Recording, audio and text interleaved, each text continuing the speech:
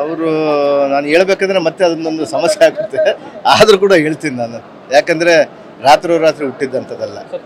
ನಾನು ಕಾಂಗ್ರೆಸ್ ಪಕ್ಷದಲ್ಲಿ ಒಬ್ಬ ಯುವ ಮುಖಂಡರಾಗಿ ಯುವಾಧ್ಯಕ್ಷರಾಗಿ ಕೂಡ ನಾನು ಕೆಲಸ ಮಾಡಿ ಬಂದಿದ್ದಂತ. ಅದಾದ ನಂತರ ನಮ್ಮ ಸಹಕಾರದಿಂದ ಕೂಡ ಇವತ್ತೇನು ಮಾಜಿಯವರು ಏನು ಹೇಳ್ತಾ ಇದ್ದಾರಲ್ಲ, ಅವತ್ತು ನನ್ನ ಸಹಕಾರ ಇಲ್ಲದೇನೋ ಅವ್ರು ಆಗ್ತಾ ಇದ್ದಿಲ್ಲ. ನಾನು ಇವತ್ತು ಹೇಳಬಲ್ಲೆ, ಅವ್ರು ಏನು ಮೊನ್ನೆ ಪತ್ರಿಕಾ ಮಾಧ್ಯಮದಲ್ಲಿ ಹೇಳಿದಾರಲ್ಲ, ಅವರಿಂದ ಮಾಡಿದ್ದೀವಿ ಅಂತೇಳಿ. ಭಗವಂತ ಯಾರನ್ನೂ ಒಬ್ಬ ಮನುಷ್ಯನ ಬೆಳೆಸೋಕ್ಕಾಗೋದಿಲ್ಲ. ಒಬ್ಬ ಪ್ರಯತ್ನ, ಒಬ್ಬ ಗುಂಪು ಇದ್ದಾಗ ನಾವೆಲ್ಲರೂ ಕೂಡ ಒಂದು ಒಗ್ಗಟ್ಟಾಗಿದ್ದು ಒಂದು ಕೆಲಸ ಮಾಡ್ಕೊಂಡು ಹೋಗ್ತಾ ಇರ್ತೀವಿ. ಗುಂಪು ಬೇರೆಗಳಾದಾಗ ಇವತ್ತು ಈ ರೀತಿ ಆಗಿರುತ್ತೆ. ಇವತ್ತು ನನ್ನ ಮೇಲೆ ಅವರು ಸೋತಂಥವ್ರು. ಇವತ್ತು ಅವ್ರು ಅಷ್ಟು ಹೇಳಲಿಕ್ಕೆ ಅವರ ಅಧಿಕಾರ ಇದೆ, ಅವ್ರಿಗೆ ನೋವಿದೆ. ನಾನು ಒಬ್ಬ ಅವರ ಶಿಷ್ಯನಾಗಿ ಇವತ್ತು ನಾನು ಸೋಲಿಸಿದೆ ಅಂತೇಳಿ ಅವ್ರಿಗೆ ನೋವಾಗಿರ್ಬೋದು. ಆದರೆ ಇವತ್ತು ನಾನು ರಾತ್ರಿ ಹುಟ್ಟಿದ್ದಂತೆಲ್ಲ ನಂದು ಒಂದು ಅಪಾರವಾದ ಒಂದು ಕಷ್ಟ ನನ್ನ ಇದರಲ್ಲಿದೆ. ನಾನು ಅನೇಕ ರಾತ್ರಿಗಳನ್ನು ನಿದ್ದೆ ಬಿಟ್ಟಿದ್ದೀನಿ, ಪಕ್ಷಕ್ಕೆ ದುಡ್ದಿದ್ದೀನಿ.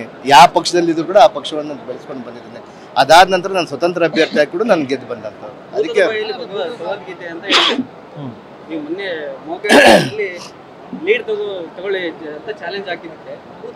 ಭೂತ ಅವರು ಇವತ್ತು ಭೂತದ ಪಕ್ಷದಲ್ಲಿ ಇವತ್ತು ಅವರು ಇದ್ದಾರೆ.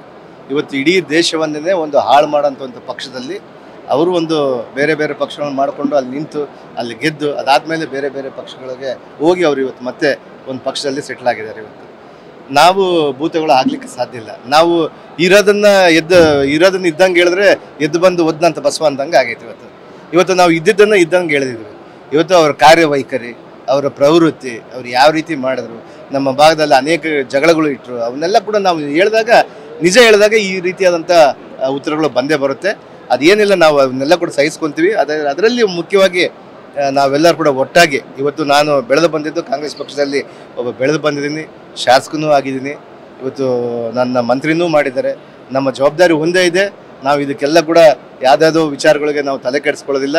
ಅವ್ರು ಎಷ್ಟೇ ನಮ್ಮನ್ನು ಬೈದರೂ ಕೂಡ ನಾವು ನಮ್ಮ ಚುನಾವಣೆ ಮಾತ್ರ ನಾವು ನೋಡ್ತಾ ಇದ್ದೀವಿ ಅನ್ನುವಂಥ ವಿಚಾರ ತಿಳಿಸ್ತೀವಿ.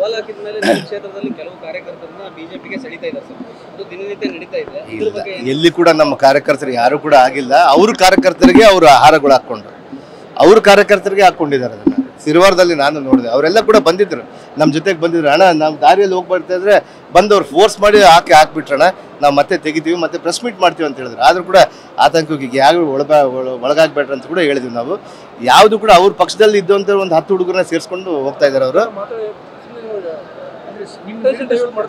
ಹೌದೌದು, ನಮಗೆ ಅವರು ಸೋಲಿನ ಅನುಭವ ಬರ್ತಾ ಇದೆ ಅವರಿಗೆ. ಇಂಥ ಸೋಲು ಬಂದಾಗನೇ ಈ ರೀತಿ ಕೆಲಸ ಮಾಡ್ಕೊತಾರೆ. ಇವತ್ತು ನಮ್ಮ ಮೇಲೆ ಏನೇನೋ ವಿಚಾರಗಳನ್ನು ಪ್ರಚಾರ ಮಾಡೋದಾಗಿರ್ಬೋದು, ಇನ್ನೊಂದು ವಿಚಾರ ಆಗಿರ್ಬೋದು, ಈ ರೀತಿ ಮಾಡ್ತಾ ಇದ್ರೆ. ಆದರೆ ಖಂಡಿತವಾಗಿ ಈ ಬಾರಿ ಮಾತ್ರ ಅವ್ರು ಸೋಲು ಕಟ್ಟಿಟ್ಟ ಬರ್ತೀವಿ. ಇವತ್ತು ನಾವು ವ್ಯಕ್ತಿನ ನೋಡಲ್ಲ, ನಾವು BJP ಪಕ್ಷವನ್ನು ನೋಡ್ತೀವಿ. BJP ಪಕ್ಷನ ಸೋಲಿಸೋದು ನಮ್ಮ ಗುರಿ ಇದೆ. ಇವತ್ತು BJP ಪಕ್ಷ ಈ ಸುಳ್ಳಿನ ಭರವಸೆಗಳನ್ನು ಕೊಡ್ತಾ ಇದ್ರೆ ಆ ಪಕ್ಷವನ್ನು ಸೋಲಿಸ್ತೀವಿ. ಇವತ್ತು ಅವ್ರು ನನಗೆ ಸ್ನೇಹಿತ ಆಗಿರ್ಬೋದು, ಇನ್ನೊಂದಾಗಿರ್ಬೋದು. ಒಂದು ಪಕ್ಷದಲ್ಲಿದ್ದಾಗ ನಾವೆಲ್ಲರೂ ಕೂಡ ಒಟ್ಟಾಗಿದ್ವಿ. ಅದೆಲ್ಲ ಕೂಡ ಬೇರೆ ಆಗಿರ್ಬೋದು. ಆದರೆ ಇವತ್ತು ನಮ್ಮ ಪಕ್ಷದ ಸಿದ್ಧಾಂತಗಳು ಬೇರೆ, ಅವ್ರ ಪಕ್ಷ ಅಂತ ಸಿದ್ಧಾಂತಗಳು ಬೇರೆ. ಅವ್ರನ್ನ ಸೋಲಿಸೋದಂತೂ ಗ್ಯಾರಂಟಿ ಕಟ್ಟಿಟ್ಟು ಬುದ್ಧಿ ಅನ್ನುವಂಥ ವಿಚಾರ.